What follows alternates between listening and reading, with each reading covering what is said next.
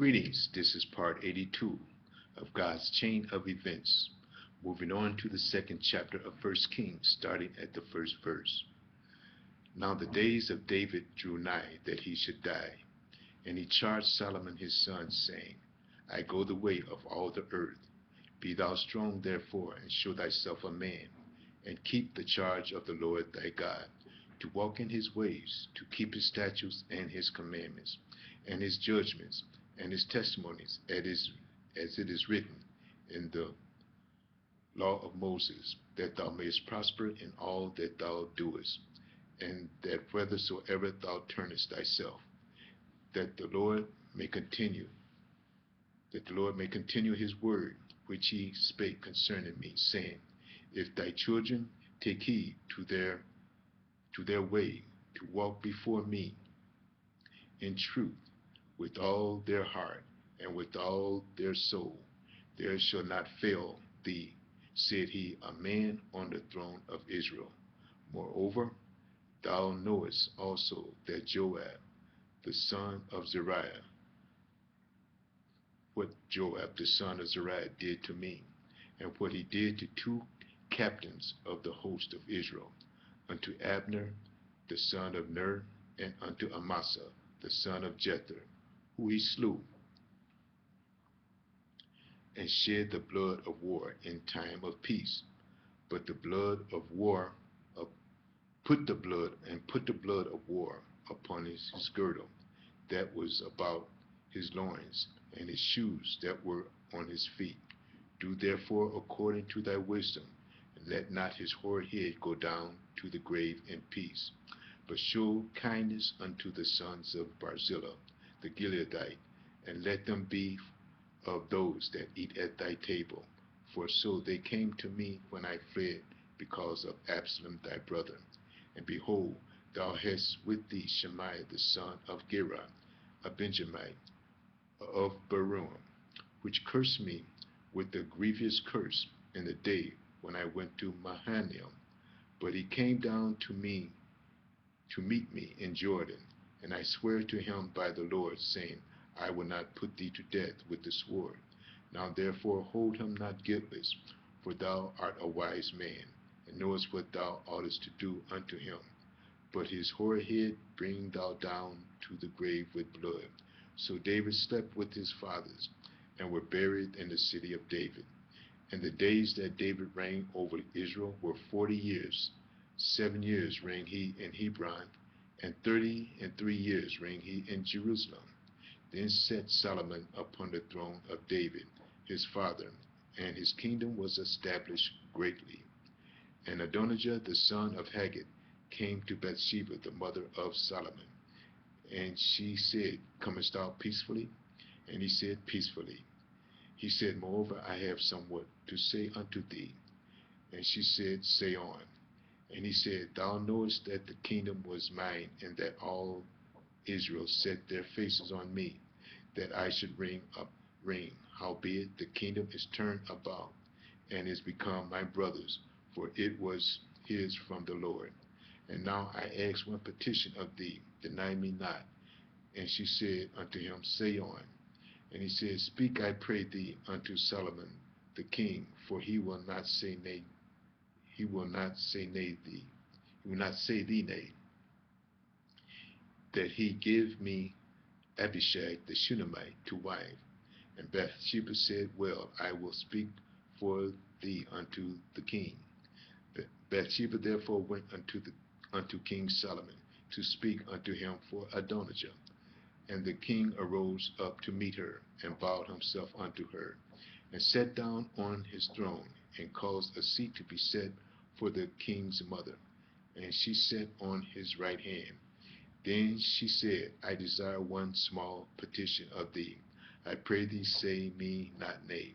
And the king said unto her, Ask on, my mother, for I will not say thee nay. And she said, Let Abishag the Shunammite be given to Adonijah, thy brother, to wife. And King Solomon answered and said unto his mother, And why dost thou ask Abishag the Shunammite for Adonijah? Ask for him the kingdom also, for he is my elder brother. even for him and for Abiathar the priest, and for Joab the son of Zeruiah. Then King Solomon sware by the Lord, saying, God do so to me, and more also, if the Adonijah have not spoken this word against his life. Now therefore, as the Lord liveth, which hath established me and set me on the throne of my father David, and who hath made me an house, as he promised Adonijah, shall be put to death this day. And King Solomon sent by the hand of Benaiah the son of Jehoiada, and he fell upon him, that he died. And Abiathar the priest said to the king, and unto the Abiathar the priest said the king, Get thee to Anathoth unto thy own field, for thou art worthy of death. But I will not at this time put thee to death, because thou bearest the ark of the Lord God before my father, and because thou hast been afflicted in all wherein my father was afflicted. So Solomon thrust out Abiathar from being priest unto the Lord, that he might fulfill the word of the Lord, which he spake concerning the house of Eli, which then tidings came to Joab, Eli in Shiloh. Then tidings came to Joab, had turned after Adonijah, though he turned not after Absalom. And Joab fled unto the tabernacle of the Lord, and caught hold on the horns of the altar. And it was told Solomon that Joab fled unto the tabernacle of the Lord. And behold, he is by the altar. Then Solomon sent Benaiah the son of Jehoiada, saying, Go fall upon him. And Benaiah came to the tabernacle of the Lord, and said unto him, Thus said the king, Come forth. And he said, Nay, but I will die here.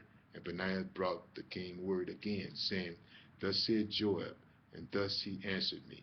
And the king said unto him, Do as he has said, fall upon him, and bury him, that thou mayest take away the innocent blood which Joab shed from me and from the house of my father. And the Lord shall return his blood upon his own head, who fell upon two men, more righteous and better than he, and slew them with the sword. My father David did not knowing thereof, to wit Abner the son of Ner, captain of the host of Israel, and Amasa the son of Jether, captain of the host of Judah. Their blood shall therefore return upon the head of Joab, and upon the head of his seed forever. But upon David, and upon his seed, and upon his house, and upon his throne shall there be peace forever from the Lord. So Benaiah the son of Jehoiada went up and fell upon him, and slew him, and he was buried in his own house in the wilderness. And the king put Benaiah the son of Jehoiada in his room over the host, and Zadok the priest did the king put in the room of Abiathar.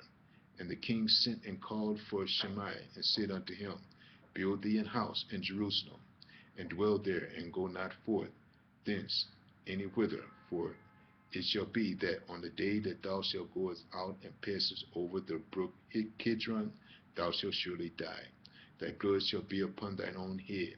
And Shimei said unto the king, The saying is good, as my lord the king has said, so will thy servant do. And Shimei dwelt in Jerusalem many days. And it came to pass after the end of 3 years, that two of the servants of Shemaiah ran away unto Achish, son of Maacah, king of Gath. And they told Shemaiah, saying, Behold, thy servants be in Gath. And Shemaiah arose and saddled his ass, and went to Gath to Achish to seek his servants. And Shemaiah went and brought his servants from Gath. And it was told Solomon that Shemaiah had gone from Jerusalem to Gath, and was come again. And the king sent and called Shemaiah, and said unto him, Did not I make thee to swear by the Lord, and protested unto thee, saying, Know for certain, on the day that thou goest out and walkest abroad any whither, that thou shalt surely die. And thou saidest unto me, The word that I heard is good. Why then hast thou not kept the oath of the Lord, and commandment that I have charged thee with? The king said moreover to Shemaiah, Thou knowest all the wickedness which thine heart was privy to, that thou didst to David my father.